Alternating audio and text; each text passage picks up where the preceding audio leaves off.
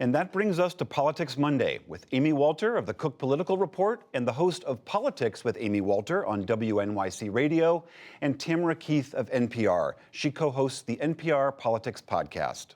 Welcome, Politics Monday. Yes, nice to hello. see you guys. So as Lisa's reporting, this 2020 field of Democrats keeps getting bigger. Every time I look down, there's somebody new popping into the race. As we saw in Selma in Lisa's report, and then in many other locales, Amy, the Democrats seem to be trying to cultivate voters of color. Right. How are they making that message and that appeal? Well, to understand that, the importance of voters of color, it's both, they make up a significant constituency in the primaries. In the early primary states, once you get out of New Hampshire and Iowa, which obviously are not particularly Famously diverse, white. yes, then you get into places like South Carolina, where the electorate in 2016 was over 60% people of color. Super Tuesday, March 3rd, not long after South Carolina, you have states like Alabama and Georgia and Texas and California. Again, very significant communities of color in those states. So for that first few weeks of the 2020 primary, voters of color are going to be very important.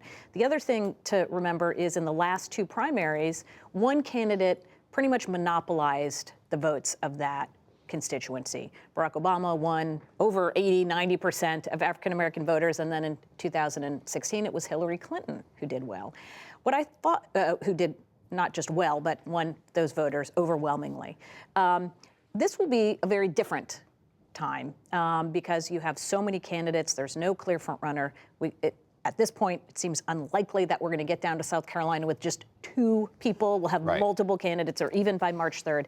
The big difference I noticed with Bernie Sanders, though, in terms of reaching out to African-American voters, wasn't just what he talked about, but the fact that he had, speaking for him beforehand, Shaun King, who's a civil rights activist, younger African-American, been with Bernie Sanders since the beginning of the campaign. His message to voters is, look, Bernie's been with us for a long time. You just don't know his story. The reason you don't know his story isn't because he's new to this. It's because he didn't like talking about it. He doesn't like talking about himself.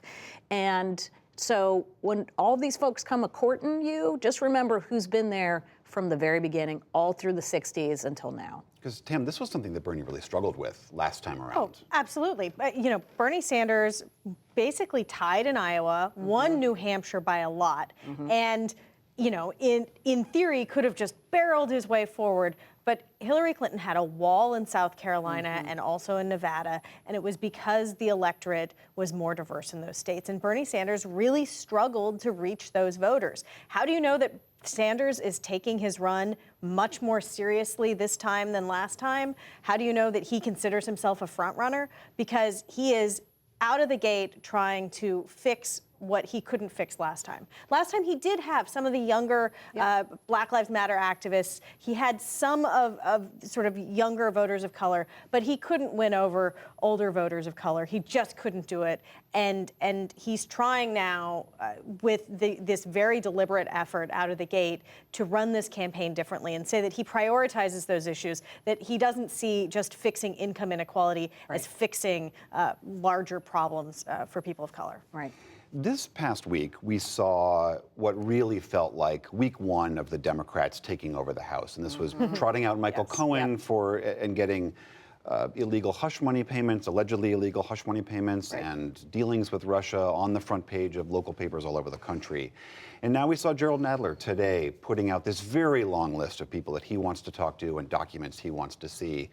This is what was always promised, That's right? Yeah. This is, nobody should be surprised. We knew this was coming when Democrats took control of Congress. It was very clear that this was their priority, was to be a check on the president. Now, they didn't say in their campaign ads, we're going to bring up 80 people in front of the Judiciary Committee.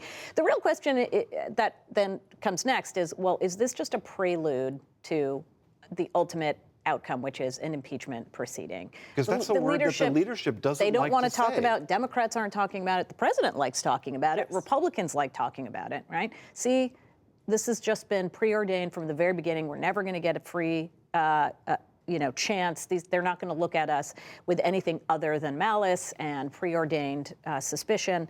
The other thing is what I think will be interesting is, Michael Cohen was a very obviously flashy first witness, but he was also very complicit and wanted to help Democrats. Right. A whole bunch of the people that are coming in front of these next committees, They're going to be dragged kicking and screaming. Yes, they're not exactly, they're not going to be interested in helping make the case for Democrats.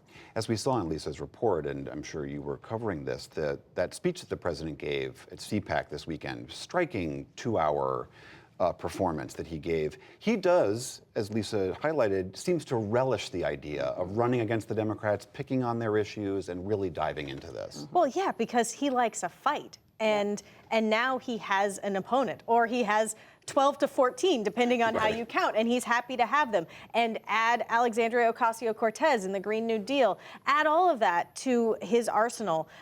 He does the Donald Trump show. The Donald Trump show is a campaign-style speech where he goes after everybody and takes no prisoners. And the people in the crowd at CPAC and people in the crowd at his rallies, they come for the show.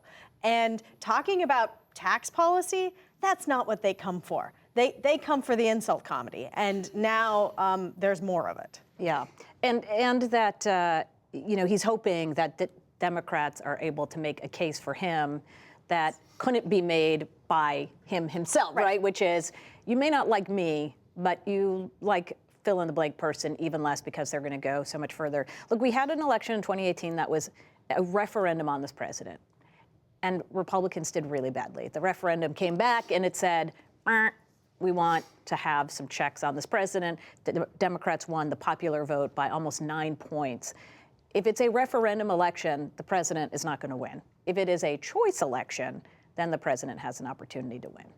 Lastly, Tam, very quickly, we saw with one candidate, Jay Inslee, the governor of Washington, come out and say, I'm going to run a campaign based solely on climate change. How salient do you think that's going to be in this campaign? Well, it's an interesting idea. So among Democrats, climate change is an issue that they care about. We have a PBS NewsHour Marist poll where it's the #2 issue, or it was back on the eve of the midterms. #2 issue behind healthcare for Democrats. Big issue. But then if you look at other polling, you look at Pew, you look at some of these surveys, it is the most polarizing issue. Yes. Democrats think it's a big deal. Republicans don't want to talk about it. So it might be maybe helpful in a primary, but in a general election, it is a very polarizing issue. Yep. Amy, Tam, thank you both very much. You're welcome. You're welcome.